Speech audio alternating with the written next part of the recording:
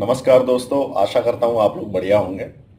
तो आज हम लोग डिस्कशन करने वाले हैं कॉम्प्टिया सिक्योरिटी प्लस सर्टिफिकेशन की SY0701। अब आपको लग रहा होगा 701, अभी तो सर 601 चल रहा है। हाँ, ये सही बात है, 601 चल रहा है, लेकिन इसकी लॉन्चिंग होने वाली है बहुत जल्दी। 7 नवंबर से 7 नवंबर 2023 को सभी के लिए अवेलेबल रहेगा।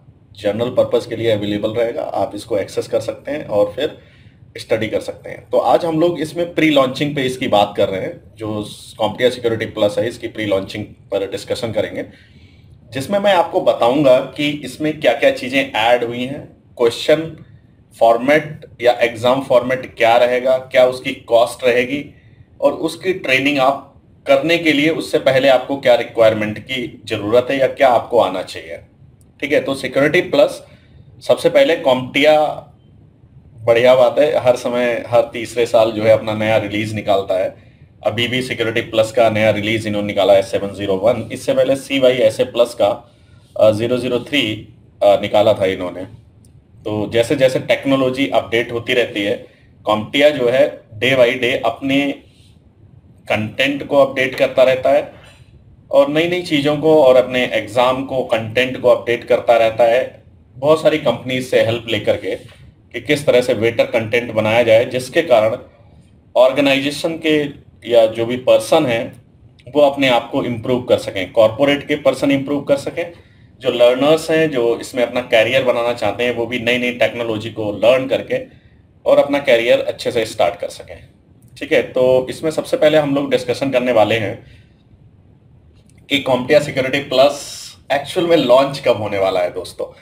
तो ये लॉन्च होने के लिए अभी प्री लॉन्चिंग इसकी चल रही है, अक्टूबर 3 से 2023 तक अवेलेबल रहेगा ये प्री लॉन्चिंग में, जो कि कॉम्प्टिया अथराइज जो पार्टनर हैं लाइक मी, एक्सेस रहेगा उनको।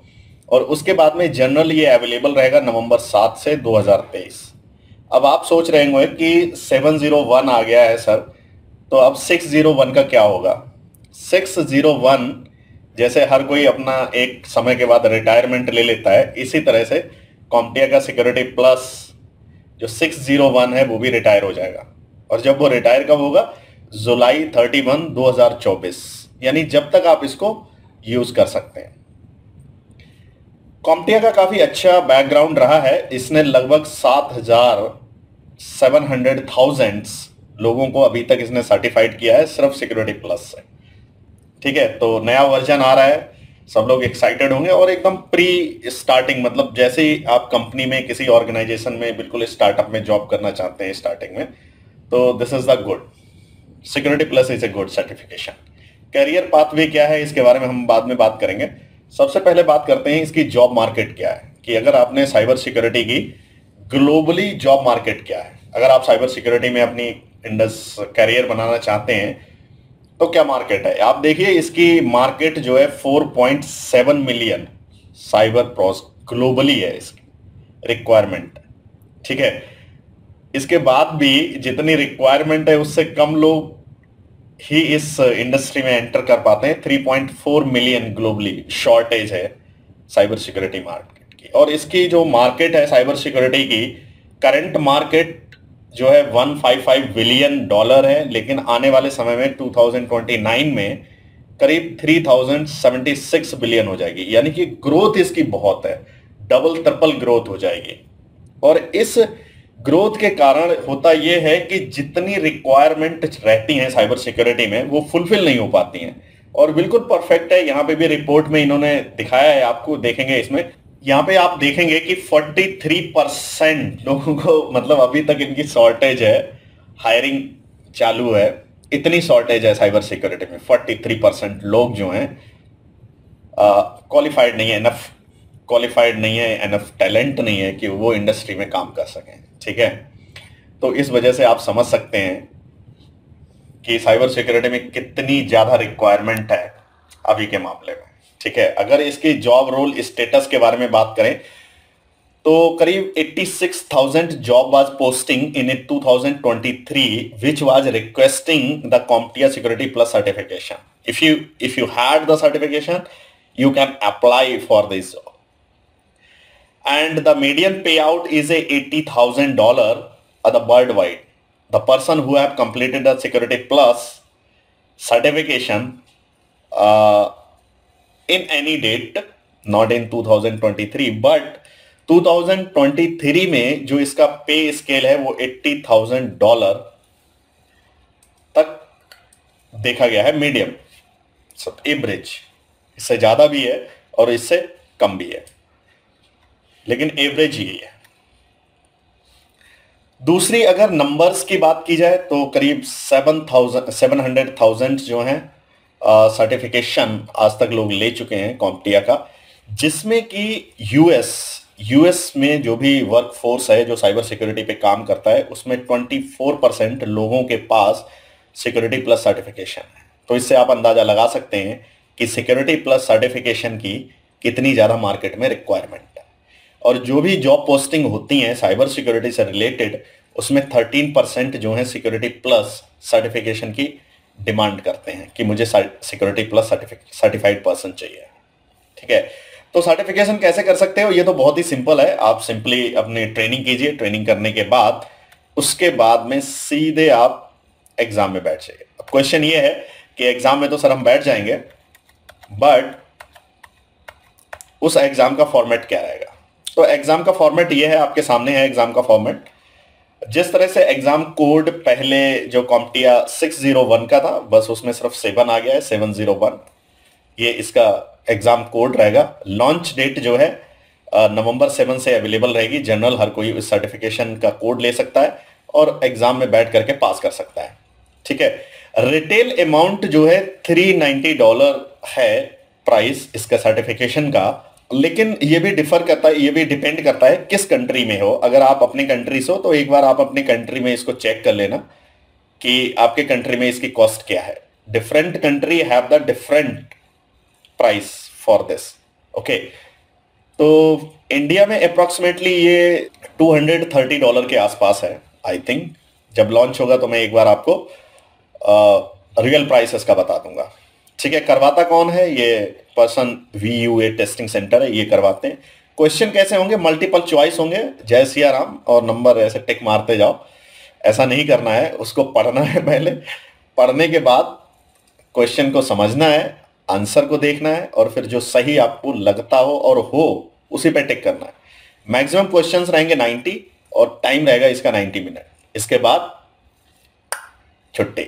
ठीक है, पासिंग स्कोर आपको 750 यानी कि 75% आपको मार्क्स लाने हैं। जो भी मार्क्स रहेंगे 75% लाओगे, उसके बाद आप सर्टिफाइड हो जाओगे। Congratulation, you will get the certification. Recommended experience इसके लिए क्या है कि आप नेटवर्क प्लस सर्टिफाइड हो पहले से। सर्टिफाइड नहीं हो, इट्स नॉट रिक्वायर्ड कि there is a certification, after that you can go for the security plus, it is not compulsory. But अगर आपको नेटवर्क प्लस की नॉलेज है, वेरी गुड, और होनी भी चाहिए। तो आपको कम से कम नॉलेज हो और स्ट्रॉन्ग नॉलेज हो। एक सिर्फ होता है नॉलेज होना, ये क्या चीजें होती हैं, एक होता है कि उस चीज को स्ट्रॉन्ग नॉलेज हो, समझ सको हर चीजों को प्रॉपर तरीके से। तो नेटवर्क प्लस, या आपको 2 साल का एक्सपीरियंस हो किसी तरह सिस्टम एडमिनिस्ट्रेटर जॉब रोल में, यानी कि L2 लेवल में आपको एक्सपीरियंस हो, चाहे वो लाइनेक्स हो, चाहे विंडोज हो, और चाहे फिर वो विंडोज सर्वर हो, लाइनेक्स सर्वर हो, या फिर नेटवर्क एडमिनिस्ट्रेशन का आपके पास एक्सपीरियंस हो 2 साल का। रिक्वायर्ड नहीं है कि सर्टिफिकेशन करने के लिए रिक्वायर्ड है, बट अगर होगा तो ये आपको इस इंडस्ट्री में सरवाइव करने के लिए, आगे बढ़ने के लिए बहुत ही हेल्पफुल होगा। अगर नहीं है तब भी आप कर सकते हो सर्टिफिकेशन। उसके लिए आपको, अगर आपको कैरियर बनाना है तो ये मान के चलिए आपको नेटवर्किंग की नॉलेज होनी चाहिए। तो नेटवर्किंग की नॉलेज के लिए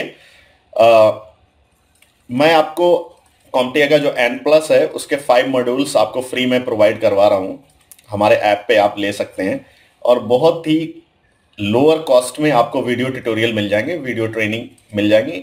ऐप का लिंक जो है डिस्क्रिप्शन बॉक्स में दिया हुआ है, या नीचे आपको ऊपर भी मिल जाएगा। लिंक पे क्लिक करेंगे, आप ऐप पे जाएंगे, ऐप को डाउनलोड करेंगे, वहां पे आपको 5 मॉड्यूल्स फ्री मिलेंगे, जिससे आप समझ सकें कि कैसे मैंने एक्सप्लेन किया है। और आपको लगता है कि आप बजट में नहीं है, तब भी आप मुझे लिख सकते हैं info@kumartraining.com। ये हमारी वेबसाइट है कुमार ट्रेनिंग, इसको विजिट कर सकते हैं। वहां पे आपको ईमेल एड्रेस मिल जाएगा, तो उस ईमेल एड्रेस के थ्रू आप हमसे कनेक्ट हो सकते हैं। दूसरा, आप कमेंट कर सकते हैं रिलेटेड एनी क्वायरी, तो उससे रिलेटेड आप कमेंट कर सकते हैं।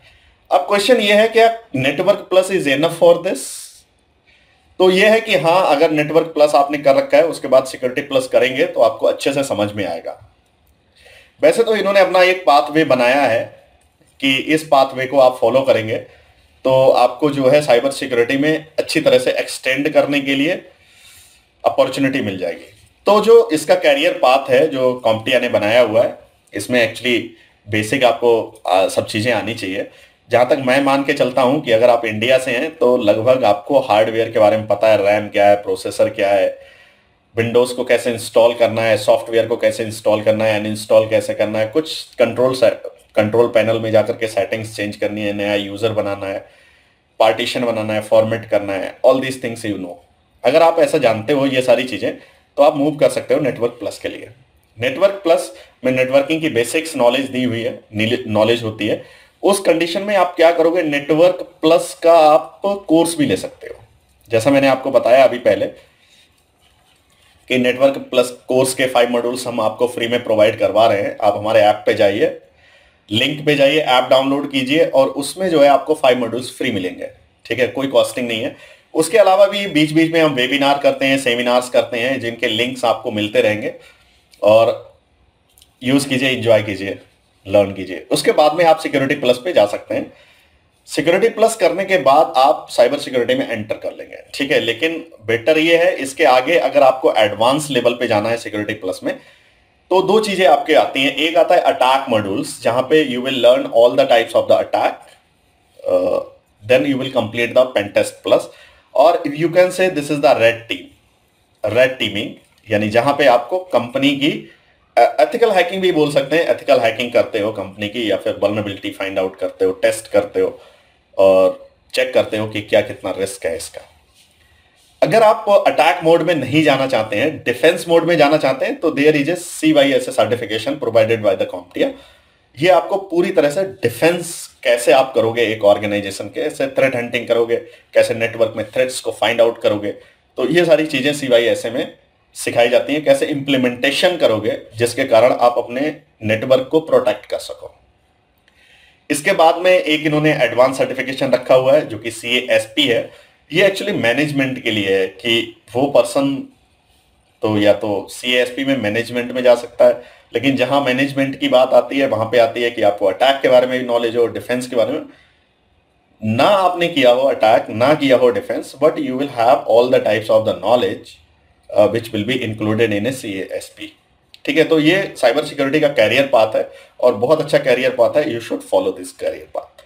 तो जब हम इन चीजों के बारे में डिस्कशन कर लेंगे, आप एक कैरियर पाथ चूज कर लिया है, लेकिन अल्टीमेट जो हमारा मेन मोटिव था वो अभी तक रह गया है। मेन मोटिव ये था कि आपको ये पता करना है कि सिक्योरिटी प्लस में 601 और 701 में डिफरेंस क्या है, राइट? ये सबसे बड़ा क्वेश्चन आपके दिमाग में आ रहा होगा कि यार 701 601 पहले था, 701 आज की डेट में लॉन्च होने वाला है, तो इसमें डिफरेंस क्या है? तो डिफरेंट इसमें इस तरह से है कि जो जनरल सिक्योरिटी कॉन्सेप्ट है वो अभी इन्होंने ऐड किया है जो पहले नहीं था। ठीक है, इसमें 12% आपका जो भी कंटेंट है या भी जो भी एग्जाम आएगा उसमें से 12% आपका जनरल सिक्योरिटी कॉन्सेप्ट से आएगा। ये डोमेन हो गया। सेकेंड डोमेन है थ्रेट वल्नरेबिलिटी मिटिगेशन। पहले भी था, आज भी है, कुछ चीजें ऐड की हैं इन्होंने, कुछ चीजें रिमूव की है। तो ये पहले कंप्लीट कवर करता था 24%, बट आज की डेट में अब ये कंप्लीट कवर करा करेगा 22% ओनली।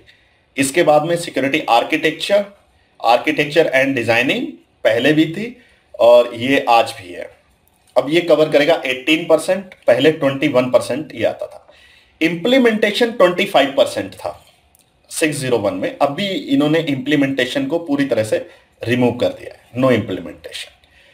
सिक्योरिटी ऑपरेशन और इंसिडेंट, बिकॉज राइट नाउ जैसे जैसे अटैक्स बढ़ रहे हैं इंसिडेंट बढ़ता चला जाता है। कभी भी इंसिडेंट किसी भी लेवल पे हो सकता है। तो जब इंसिडेंट बढ़ रहा है तो अल्टीमेट इसको ऐड करना इनका अल्टीमेट बढ़िया, मेरे हिसाब से ये है गुड, बढ़िया इन्होंने किया है। जो ऐड किया है 28% किया है इंसिडेंट और ऑपरेशन को, बिकॉज ऑपरेशन और ऑपरेशन से ऑपरेशन मिस्टेक से there is a lots of the possibilities of the attacks. तो ऑपरेशन से अटैक्स को कैसे प्रोटेक्ट करना है इसके बारे में। फिर इंसिडेंट रेस्पॉन्स टोटल इन्होंने 28% ये कर दिया है। दूसरी चीज है security programme management and oversight जो कि 20% है। पहले इसको गवर्नेंस रिस्क एंड कंप्लायंसेस के बिहाफ पे करते थे जो कि 14% था। चूंकि जो भी साइबर सिक्योरिटी प्रोग्राम को मैनेज करने का है, गवर्नेंस हो, रिस्क हो या कंप्लायंसेस हो, तो better compliances, better governance always going to be mitigate of the risk, risk को मिटिगेट करता है। ठीक है, तो ये तो है कि इस मॉड्यूल में या डिफरेंट क्या है 601 से और 701 में। ठीक है, अगर इस मॉड्यूल्स के बारे में डिटेल से आप बात करेंगे। अच्छा, ये भी एक चीज बढ़िया है कि ये ऑर्गेनाइजेशन या फिर कॉम्प्टिया जो है जब भी अपने सर्टिफिकेशंस बनाता है, उसका कंटेंट रेडी करता है, तो उस कंटेंट को सजेस्ट कौन करता है, कौन उसकी हेल्प करता है, कौन सी ऐसी कंपनियां हैं जो ये बताती हैं कि आपको ये चीजें लानी चाहिए। तो ये कुछ कंपनियों के नाम हैं, वेल्स फार्गो है, नेशन वाइड है। तो ये कंपनीज हैं जो हेल्प करती हैं कॉम्प्टिया के कंटेंट को डेवलप करने में। ठीक है, जब एक बार कंटेंट डेवलप हो जाता है, डेवलप होने के बाद 5 डोमेन्स हैं। 5 डोमेन्स क्या हैं और उसके बारे में डिटेल से हम लोग डिस्कशन करेंगे। तो यहां से हम शुरू करते हैं कि 5 डोमेन्स कौन से। पहला डोमेन है जनरल सिक्योरिटी कॉन्सेप्ट। तो जनरल सिक्योरिटी कॉन्सेप्ट में वी विल डिस्कस और you will learn about the compare contrast various type of the security controls. It may be the operational, physical, managerial controls, तो उनके बारे में discussion करेंगे। फिर उसके बाद में fundamental of the security concept like CIA traits क्या है, कॉन्सेप्ट क्या है उसके बारे में। फिर इसके बाद में चेंज मैनेजमेंट प्रोसेस जो कि इन्होंने नया ऐड किया है, पहले ऐसा नहीं था, and the impact on the security, importance of the using the appropriate cryptographic solution. पूरे उसमें CIA ट्रैट्स को अगर कोई मेंटेन करता है तो वो क्रिप्टोग्राफी है, यानी कि साइबर सिक्योरिटी में सबसे बड़ा रोल क्रिप्टोग्राफी का है। अब ये बात सिर्फ कहने की नहीं है, क्योंकि आप यहां पे देखेंगे कि 2022 में IBM ने एक रिपोर्ट जारी की, डेटा ब्रीच रिपोर्ट, और उस रिपोर्ट में बताया कि जो डेटा ब्रीच होता है, अगर इंक्रिप्शन यूज किया जाए कंपनीज में, या इंक्रिप्शन यूज किया गया था 2022 में, तो उसने लगभग इसकी कॉस्ट को नियरली $240,000 को कम कर दिया था इंक्रिप्शन यूज करने में। तो आप समझ सकते हो कि इंक्रिप्शन का कितना बड़ा रोल है, चाहे इंक्रिप्शन आपका डेटा रेस्ट में हो, ट्रांजिट हो, व्हाटएवर, अगर आप इससे प्रोटेक्ट कर सकते हो। ठीक है, दूसरा यह है कि क्या हमें सिक्योरिटी कॉन्सेप्ट के बारे में अवेयरनेस या इस तरह से होनी चाहिए, नॉलेज होनी चाहिए, स्किल्स होनी चाहिए। तो ऑफ कोर्स यस, क्यों होनी चाहिए। ये एक रिपोर्ट है 2022 में जिन्होंने बताया कि basic concept, cyber security concept, problem solving abilities और strong strategic thinking cyber security को जो है इनहेंस करती है और प्रोटेक्ट करती है। किस चीज को? डेटा को। ठीक है, और तो बेसिक कॉन्सेप्ट पता होने चाहिए। दूसरा जो है इंक्रिप्शन यूज करना चाहिए। इसकी इंपॉर्टेंस क्या है, ऑलरेडी वी हैव डिस्कस्ड कि साइबर सिक्योरिटी के टर्म्स के बारे में आपको पता होना चाहिए, कोर कॉन्सेप्ट के बारे में पता होना चाहिए, languages, communication. Cyber security industry में जब भी आप एक दूसरे से बात करोगे, वल्नरेबिलिटी नहीं पता है क्या है, तो एटलीस्ट पता होना चाहिए रिस्क मैनेजमेंट, असेसमेंट, ये सारी चीजें डिस्कस या होनी चाहिए। जैसे कि कॉन्फिडेंशियलिटी, इंटीग्रिटी, अवेलेबिलिटी है क्या, पता ही नहीं है, तो ऐसे टर्म्स पता होने चाहिए, वो चीजें हैं क्या, तो वो terminology is important, as well as the CIA TRAD, Zero Trust, change management. These are also important. So they have added in a first domain. Another is a cryptographic solution, जिनमें दोनों तरह के हैं, encryption, certificates, PKI के बारे में discussion किया गया। PKI है क्या, काम कैसे करता है, encryption क्या है, कैसे आप इसको implement कर सकते हो, और बाकी तो 6x0 में ऑलरेडी है ही, कैसे आप encryption यूज कर सकते हो, और all these things. डोमेन 2 में जो डोमेन 2 है, सेकंड डोमेन है थ्रेट्स, वल्नरेबिलिटी एंड मिटिगेशन। इसमें थ्रेट्स क्या हैं, वल्नरेबिलिटीज क्या हैं, और उनको कैसे मिटिगेट करेंगे। तो ना केवल थ्रेट्स के बारे में डिस्कशन करेंगे, इसमें ऑलरेडी कंटेंट जो कवर होगा, थ्रेट एक्टर्स, उसका मोटिवेशन क्या है, थ्रेट वेक्टर्स क्या है, अटैक सरफेस क्या है, क्या क्या अटैक सरफेस होते हैं, वल्नरेबिलिटीज कितने टाइप्स की होती हैं, ठीक है, analyse the indicator of the malicious activity, अगर कुछ ही तरह की हो रही है नेटवर्क में, एप्लीकेशन में या फिर सिस्टम में, तो उसको कैसे आइडेंटिफाई करेंगे, ठीक है, मिटिगेट द टेक्निक्स जो इन सारी चीजों को मिटिगेट करते हैं, अटैक्स को, वल्नरेबिलिटीज को, जिसके कारण जो है इंटरप्राइजेस को सिक्योर रखा जा सके। तो ये सारे ऑब्जेक्टिव्स हैं जो डोमेन 2 में हम कवर करेंगे, इसमें मतलब सिक्योरिटी प्लस में कंप्लीट करेंगे। फिर इसके बाद में है इसकी इंपॉर्टेंस क्या है, थ्रेट्स एंड वल्नरेबिलिटीज मिटिगेशन, अगर पता है तो फिर मिटिगेट किया जा सकता है। कैसे मिटिगेट किया जा सकता है, जैसे कि डेटा ब्रीच जो 2022 में आईबीएम की रिपोर्ट है, उन्होंने ये बताया कि नंबर 1 पे फिशिंग था, जिसमें लगभग $4.91 मिलियन का ब्रीच हुआ था। तो सबसे पहले फिशिंग पे, फिशिंग ही नहीं पता है, फिशिंग पता तो है but ultimate all the people don't know about the phishing, तो फिशिंग के बारे में डिटेल से।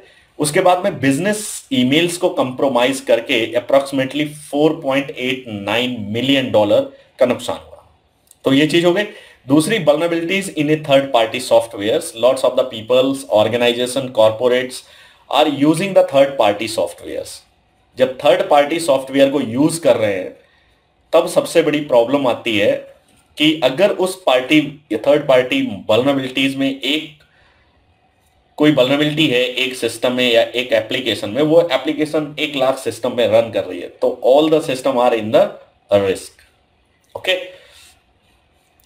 तो और भी बताइए कि टोटल जो डेटा ब्रीच है $4.3 मिलियन क्या हुआ है। तो importance, cyber security professionals aware होने चाहिए किसके बारे में, थ्रेट्स, अटैक्स और वल्नरेबिलिटीज के बारे में, जिसके कारण वो मिटिगेट कर सकें, रिड्यूस कर सकें रिस्क। 100% प्रूफ नहीं होता है कि this system, this application is a 100% system proof, no, this is not. Okay, तो इट इज इसी तरह से है। इसके बाद में security architecture is good but secure architecture is important for any organisation.